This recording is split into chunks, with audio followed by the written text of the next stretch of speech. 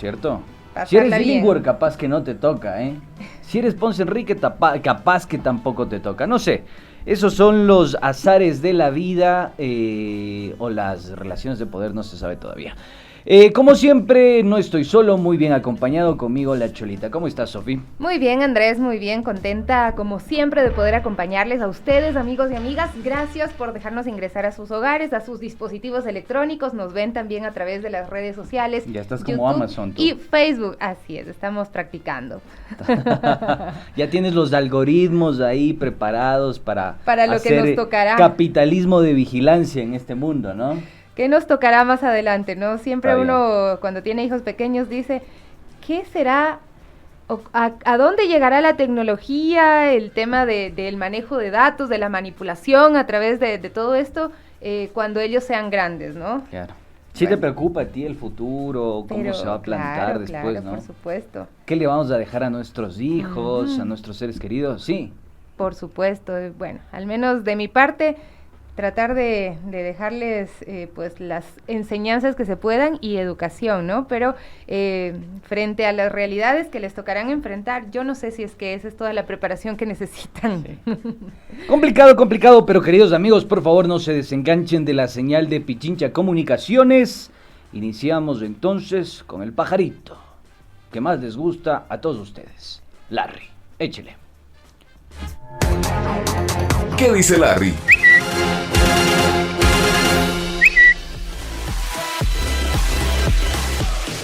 A ver, cuéntame la plena Malena Sofía Montoya. Ahí Aunque está. se demore. Muy bien, amigos, vamos a revisar los tweets, información que pues ha surgido en las últimas horas, y el día de ayer en todo el país hubo cierres y lo destacamos con este tuit de Pichincha Comunicaciones, cierres en el Puente de la Unidad Nacional debido a las protestas por parte de los maestros de la UNE Nacional que defienden las reformas a la Ley Orgánica de Educación Intercultural. Lo mismo pasó en Durán, también en San Borondón. Tenemos esas imágenes, Santo Domingo, Quevedo, hubo protesta, y también en Cotopaxi y en algunos otros puntos del país. Ayer se dijo que, bueno, se da una tregua de unos días, que esperan que el gobierno también reaccione. Sin duda esto está en manos de la Corte Constitucional, pero sí hace falta un pronunciamiento del gobierno nacional, y hace instantes también teníamos a una representante de la Unión Nacional de Educadores en Punto Noticias que comentaba cuál es la situación y las preocupaciones que tienen los maestros en el país. Así es que ese es uno de los temas que destacamos en nuestro segmento ¿Qué dice Larry? Así es, queridos amigos, sigamos pasando revista, contrarreloj como siempre. Quiero comentarles lo siguiente. A ver, vamos con Democracy Now! En español. Bueno, el video es en inglés, pero está ahí el translate, así que está un poco más sencillo. Tenemos a un comité olímpico internacional que parece estar claramente dispuesto a permitir que muera gente en Tokio y Japón para poder hacer su agosto. Julius Boykov, académico y ex atleta olímpico, lo dijo. Miremos, escuchemos, volvemos, no tenemos. No, está en inglés, pero sí queríamos comentarlo porque, claro, si ustedes quieren verlo, ¿qué es lo que menciona este académico y exatleta olímpico? Que hay una preocupación muy grande por los contagios que se puedan llegar a dar en torno a estos Juegos Olímpicos, 80,000 deportistas que están en este momento en Tokio, y partiendo de las variantes que están presentes en el mundo, que ya algunos países les han obligado a tomar nuevamente medidas de confinamiento, y pues un poco como para contrastar también. Sin duda estamos muy alegres, muy contentos de que nuestros deportistas vayan y triunfen, pero existe también esta realidad que es planteada desde otros sectores, un poco como contrainformación frente a toda esa algarabía que se da por los Juegos Olímpicos. Sí, efectivamente, siempre hay el otro lado de la moneda, ¿no? O sea, lo que trata de plantear Julius Boykov es bastante interesante en el sentido de que apenas el 7% de la población mundial cuenta con su vacuna respectiva. Con ese 7% ya se impulsó un evento que congrega a varios comités olímpicos de los diferentes países a nivel mundial. Tokio Es una ciudad que recepta muchísimo turismo.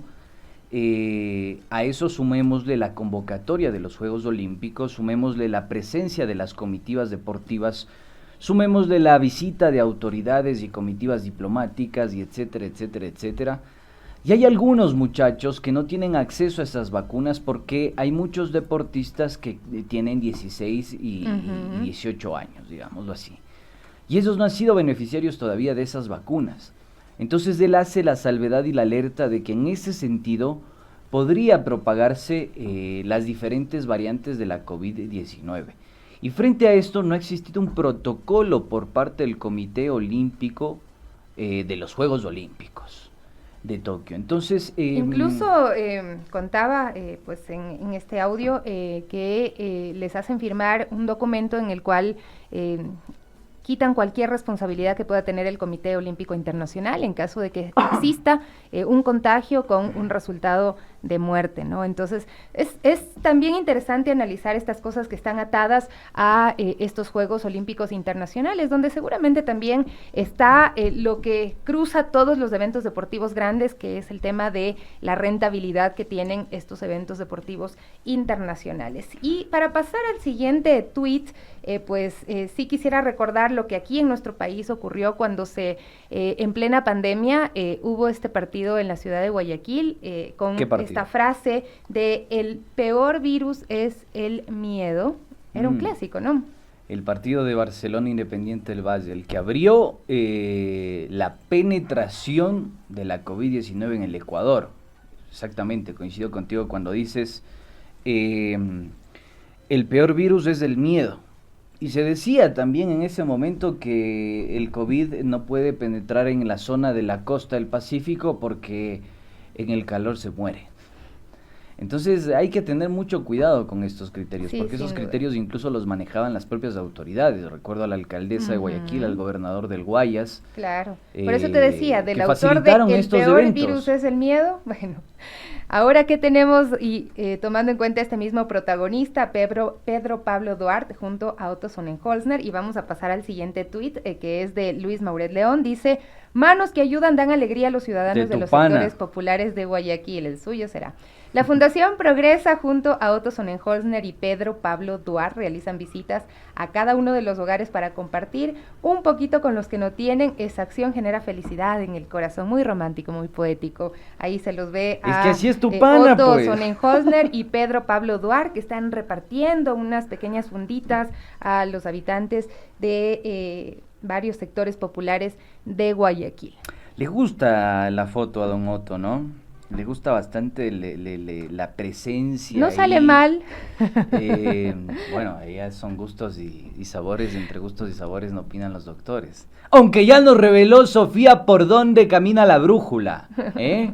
¿Por dónde camina la brújula? Bueno, pero más allá de esto, yo lo que sí quisiera cuestionar al respecto es que las fotos, los videos, los materiales, en contextos de extrema violencia, de extrema desigualdad, de extrema condenación social, y esas utilizadas o instrumentalizadas como plataforma política, yo creo que tiene que provocarnos a más de uno un rechazo contundente. Porque no es la primera vez. Recuerden ustedes lo que sucedió en el pico de la pandemia de la COVID-19 allá en Guayaquil. Era la misma situación.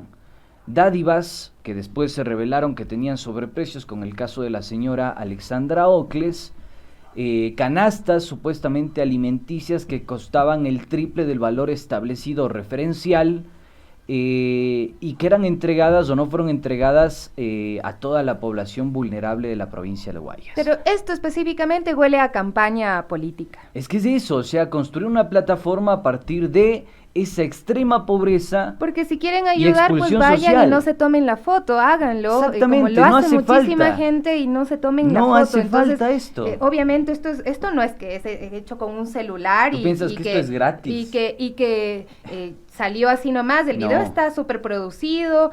Tiene la entrevista a los dos personajes. Yo no puedo ver al señor Pedro Pablo Duarte, que dirá, porque me tiene bloqueada, porque alguna vez puse un tuit sobre esto de el peor virus es el miedo. ¿Y el otro no te No, tiene no creo. pero veamos, ¿no? Está Por bien, si acaso. está bien, Malena, Pero está el bien. tema es que existe este tipo de acciones que se están dando ahorita que ojalá y fueran realmente de corazón como lo promocionan y no tuvieran ese trasfondo de Acá hay hacer una campaña intencionalidad, política acá hay una intencionalidad anticipada. Y bueno, política. Es habrá una que ver plataforma. porque seguramente durante este tiempo muchas otras personas darán esto y empezarán a ir por los lugares, no a generar organización social, porque sería bonito que vayan y organicen a la gente, le den la oportunidad de que ellos puedan ser los protagonistas de su propia historia, pero no, es solamente ir a regalar algo, no a organizar a la gente, no tener una base social sólida, y esto es un error que lo cometen muchos políticos en el país, y bueno, realmente nos ha llamado la atención. Ojo, yo solo quiero agregar una cosita pequeña y diminuta para que nosotros podamos apreciar y analizar esto con detenimiento.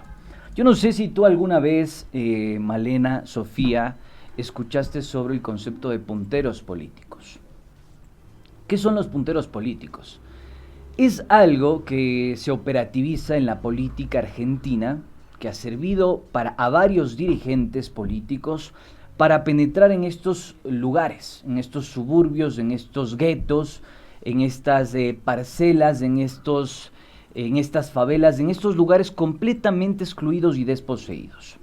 El puntero político facilita el nexo entre el político que va a ser candidato y ese sector que se moviliza, que es pobre y que exige obra pública, pero es, digamos, retenido con dádivas.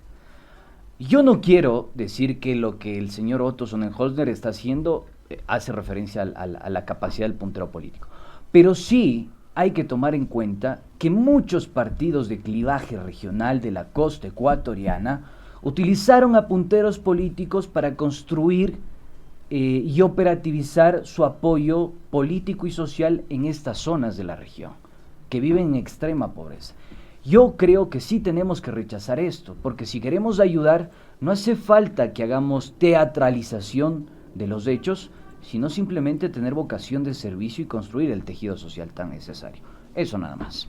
Vamos a una pausa y enseguida volvemos con nuestra entrevista y algunos elementos que tenemos para compartir con ustedes con respecto a los triunfos de Neisy Dahomes y también de Tamara Salazar, mujeres afrodescendientes, mujeres muy fuertes que nos están dando una lección a todo el país y que además están compartiendo elementos de su cultura que deben convocarnos al análisis. Volvemos enseguida.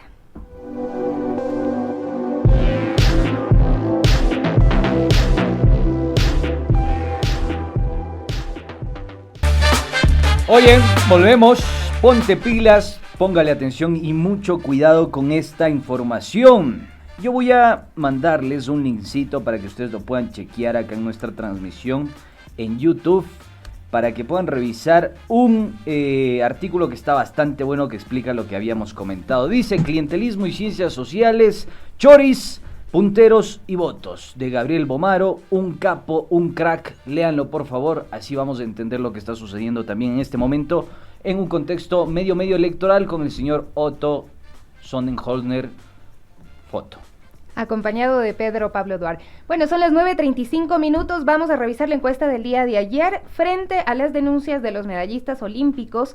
¿Qué deben hacer las autoridades? Fue lo que les consultamos. Hubo 263 votos en esta pequeña encuesta.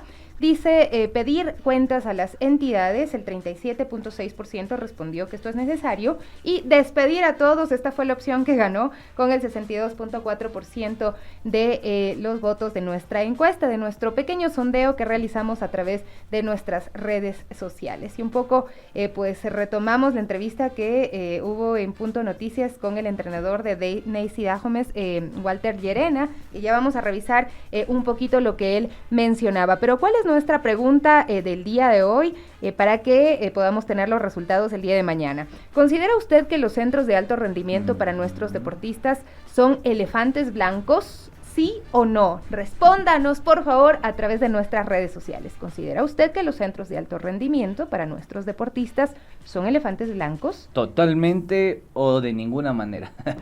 ¿Sí o no? Conteste, interaccione con nosotros.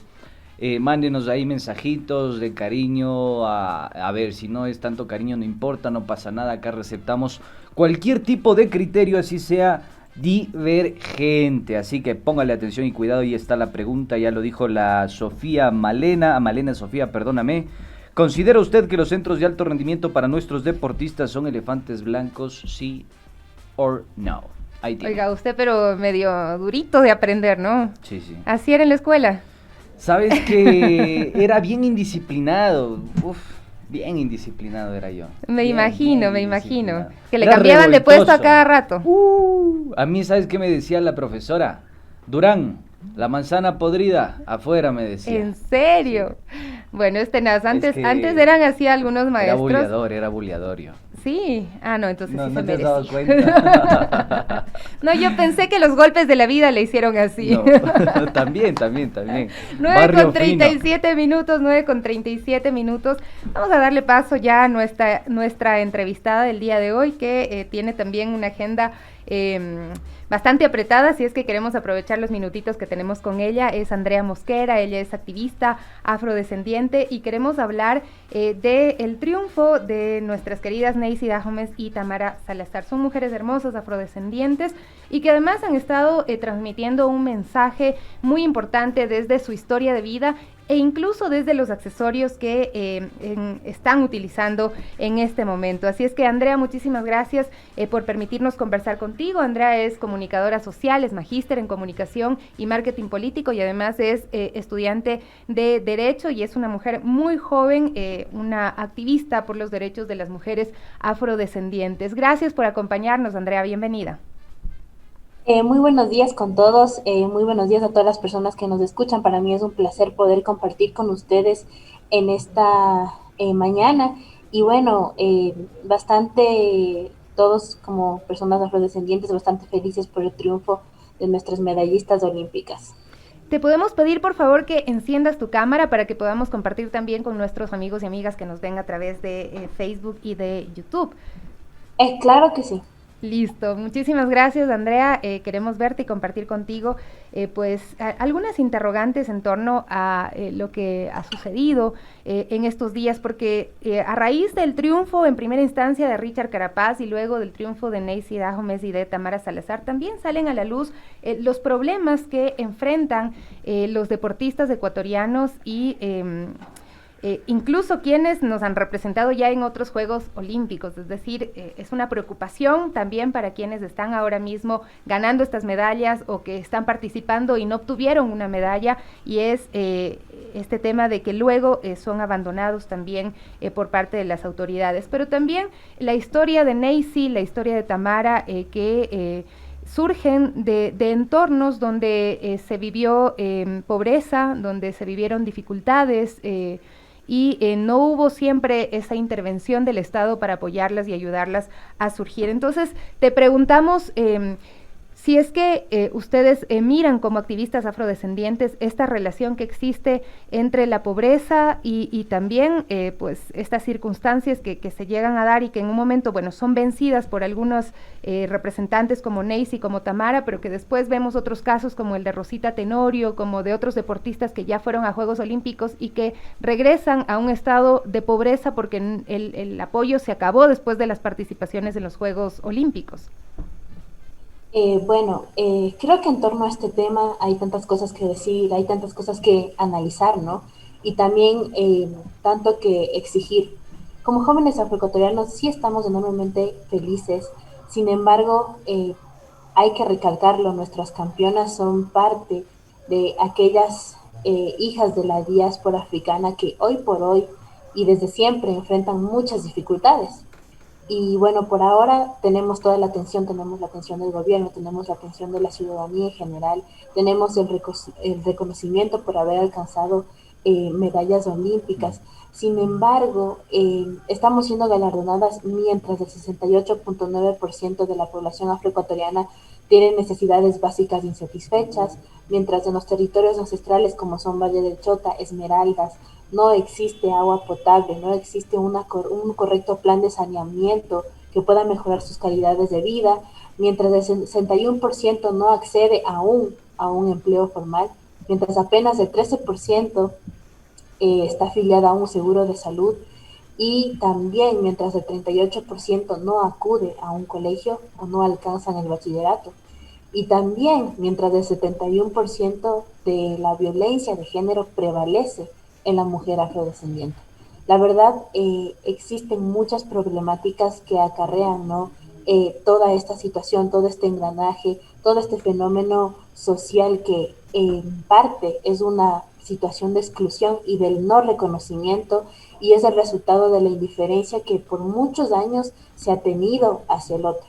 El reconocimiento, a veces hemos estado analizando esto en estos últimos días y podemos llegar a la conclusión de que este reconocimiento, a veces tal vez conveniente, no es suficiente cuando las calidades de vida aún siguen precarias, cuando los índices de pobreza siguen aumentando, cuando la vida sigue complicada para los territorios ancestrales y para los pueblos y nacionalidades.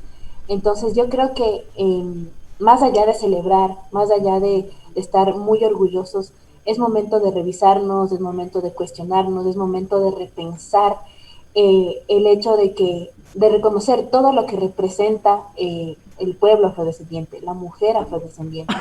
Algo también que me llamaba muchísimo la atención es que, no sé, es que a varios medios de comunicación o a varias personas les cuesta, ¿no? Les cuesta admitir, les cuesta decir que son mujeres afrodescendientes las que ganaron, son mujeres afroecuatorianas, entre las que se encuentran las más poderosas del mundo.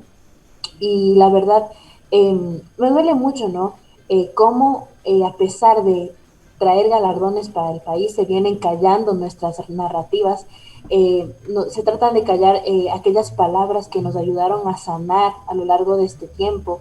Y la verdad, esas palabras que nos describen y describen situaciones que por mucho tiempo no tuvieron nombre. Entonces yo creo que es importantísimo también reconocer y dar ese valor, dar esa importancia de que sí, son mujeres, son ecuatorianas, pero sí, son afrodescendientes, son mujeres negras que vienen de un proceso histórico bastante largo, de un proceso histórico, un proceso de resistencia, de fuerza y de poder.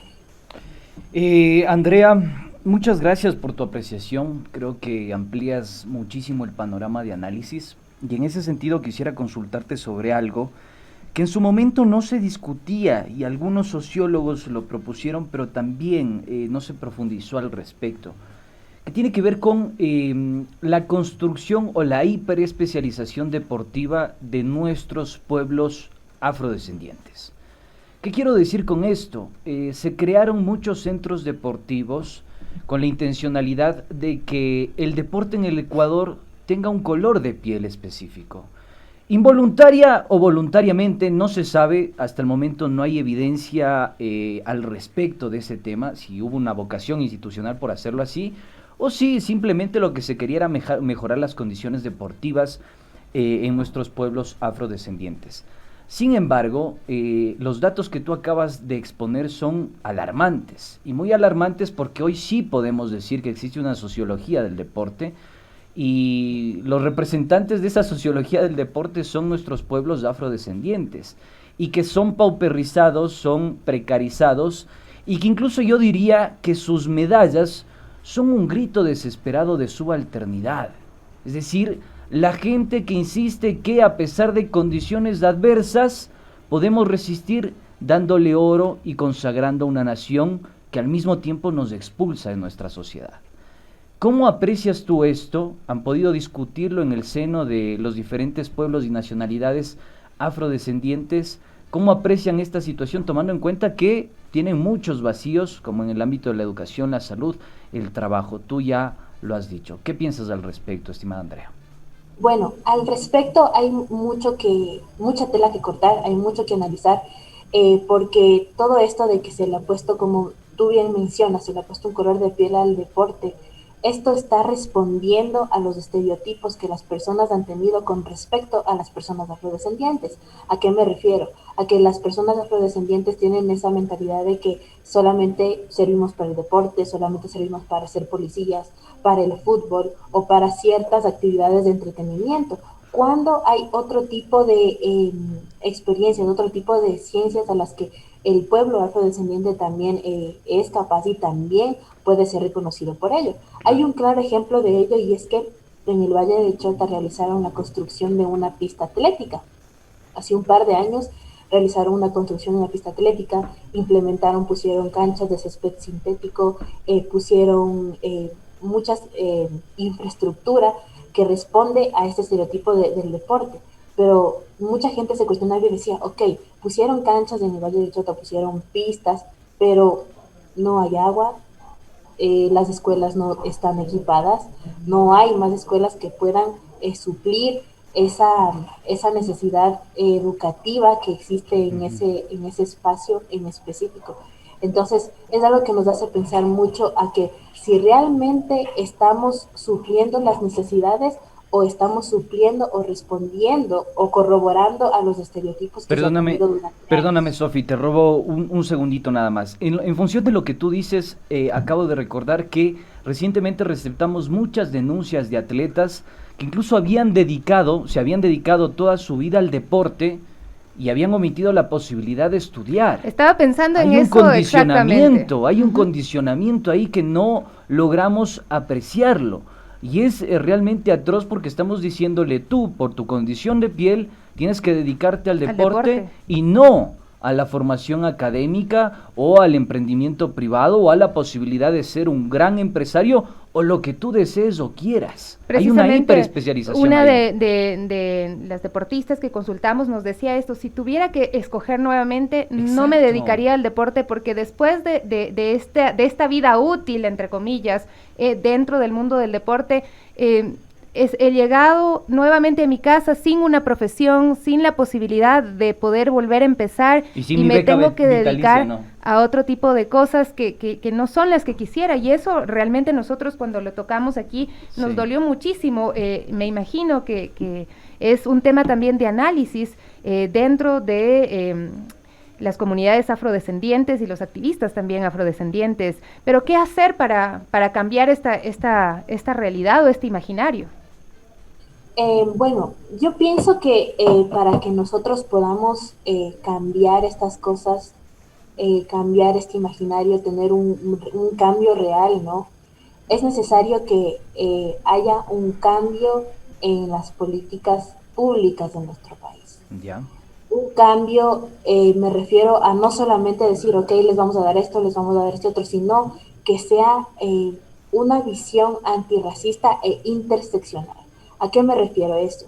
Porque los problemas se enfocan mucho también en los jóvenes, se enfocan en las mujeres, pero los problemas que tienen las poblaciones afrodescendientes son muy diferentes a los problemas que tienen las poblaciones mestizas o indígenas. Nosotros nos atraviesan otro tipo de problemas que tienen que ver con la raza, con la clase, con el género, y es por ello que yo siempre insto a que es necesario que se aborden los temas de una forma interseccional, porque no podemos tratar los mismos problemas de los jóvenes mestizos con los jóvenes afrodescendientes, porque son totalmente diferentes. Entonces yo también creo que es momento y es una oportunidad también para hacer un llamado al gobierno, para hacer un llamado a nuestras instituciones, a nuestras autoridades, a que el pueblo afrodescendiente ha esperado por muchísimos años, y siendo el 7.2% de la población, esperado por muchos años que se den respuestas a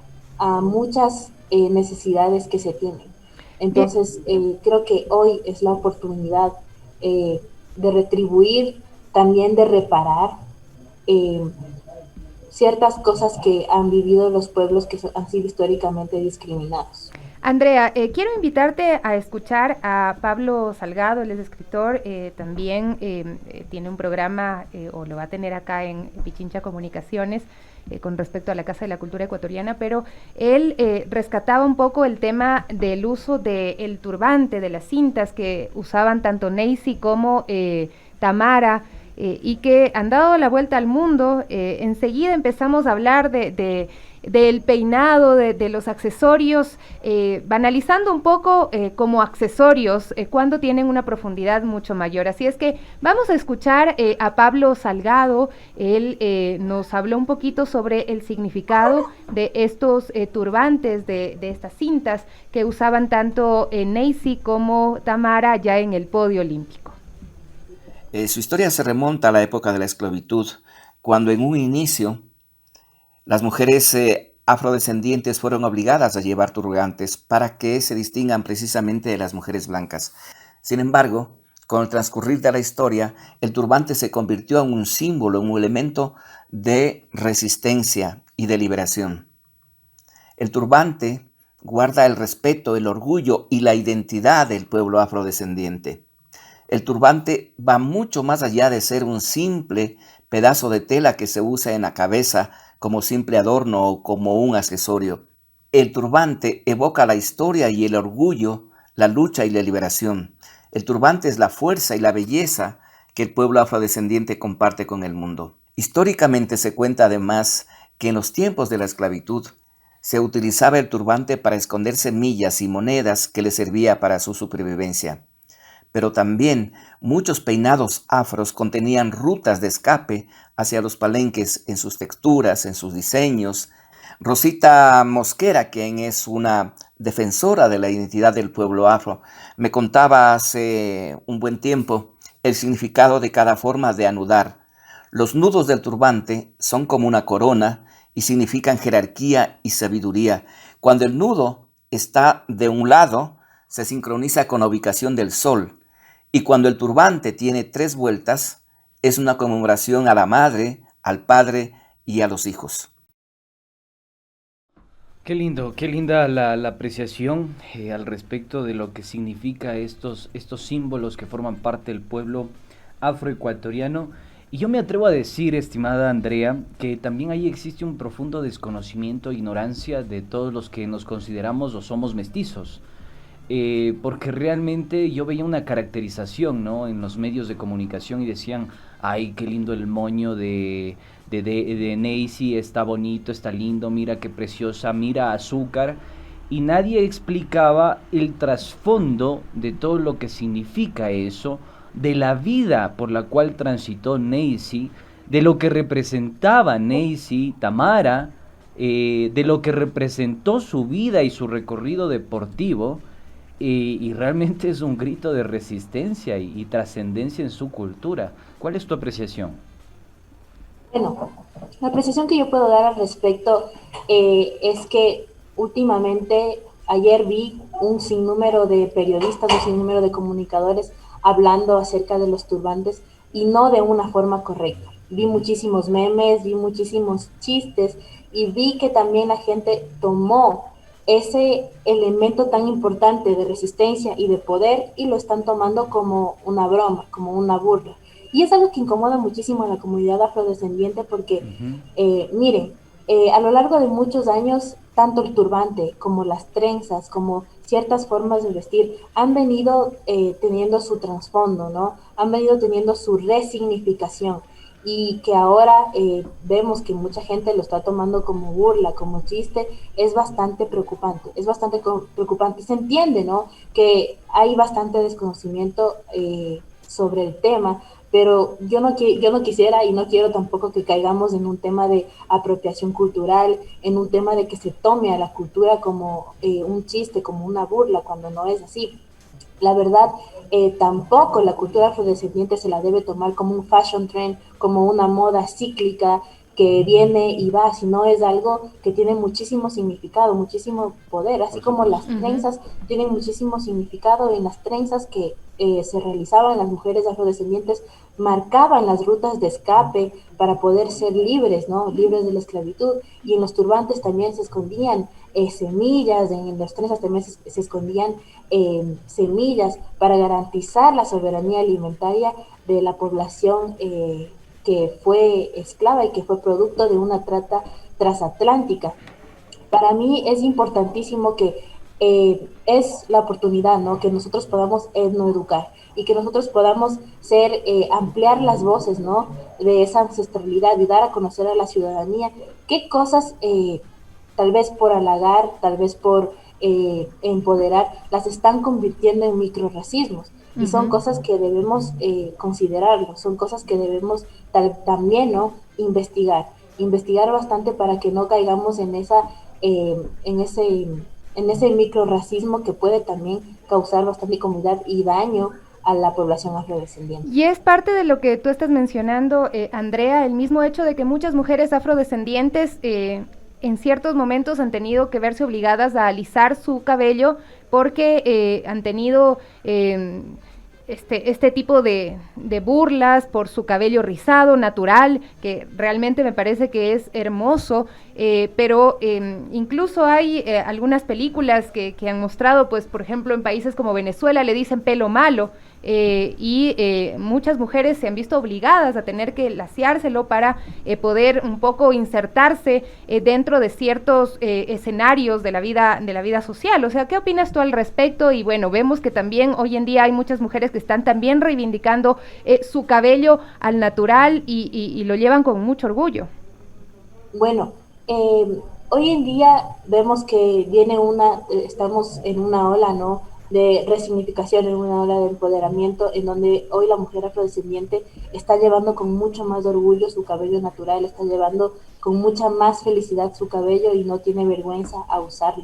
Y bueno, el producto de la esclavitud, producto de todas estas cosas, es que trae esto de que a nosotros como afrodescendientes nos han hecho odiar nuestro cabello, nos han hecho odiar nuestras facciones, nos han hecho odiar nuestro color de piel, y es por ello que respondiendo a eso se ha tenido que adoptar a ciertas características europeas y occidentales para ser aceptados dentro de un grupo de personas. Y entre ello está, por ejemplo, lasear el cabello, muchas que incluso sé que hay personas que intentan blanquear su piel, y es eso, ¿no? Producto del racismo, producto del rechazo, producto de que por tantos años se ha dicho que nuestro pelo es malo, de que nuestra piel es sucia o de que las trenzas son desaseadas. Entonces eso obliga a la persona a tratar de tener otro tipo de performance para tratar de encajar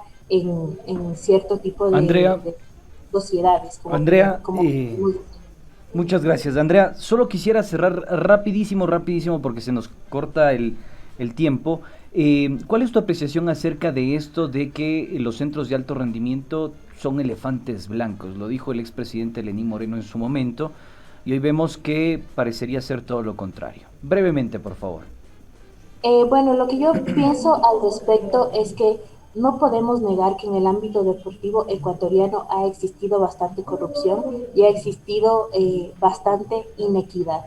Como vi en uno de los comentarios de Facebook que me decían que se debe ver y romper ese estereotipo creado por los dirigentes en que el futuro se aprovechan, ¿no?, del éxito deportivo de la otra persona, y más no buscan que tenga una formación no solamente en el deporte, sino que tenga una formación integral en todos los sentidos, y así como se está esforzando en el deporte, se pueda retribuir y mejorar su calidad.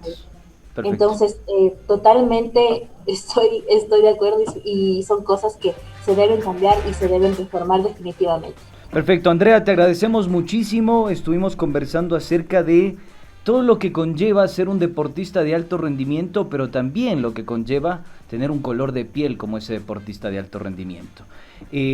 Seguro da para más, para debatir, para discutir, y como siempre lo decimos, queridos amigos, ustedes y solo ustedes tienen las conclusiones. Nosotros, simples interlocutores. Cholita, nos vemos mañana. Nos vamos, nos despedimos. Gracias a quienes estuvieron pendientes a través de las redes sociales. Jorge Basantes nos dice: los centros deportivos se vuelven elefantes blancos por la mala administración de los dirigentes.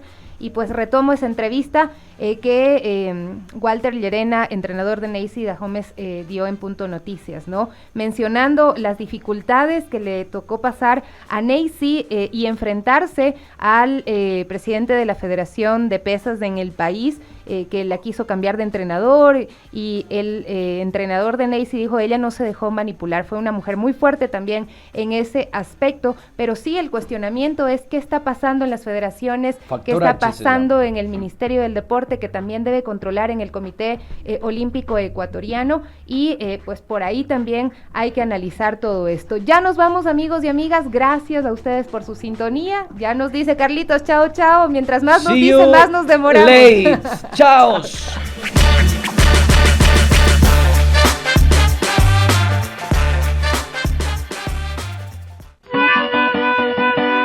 Gracias.